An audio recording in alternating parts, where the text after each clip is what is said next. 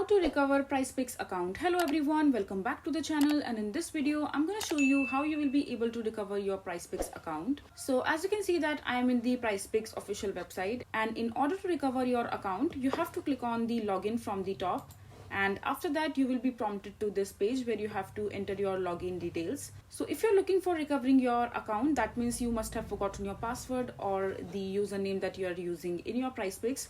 So first of all you have to do is just enter your email address on this tab, and after that if you don't remember your password, all you have to do is just click on forget password, and here you have to enter your login email ID again, and after that and simply click on send instructions, and after that the PrizePicks will send you instructions email through which you can access the link that they have provided you and change your password and recover your account accordingly. So this is how basically you will be able to recover your PrizePicks account. I hope you find this video to be helpful. So that is it for this video. If you find this video to be helpful, make sure to hit that like button and don't forget to subscribe to our channel for more such informative videos, and I'll see you the next time.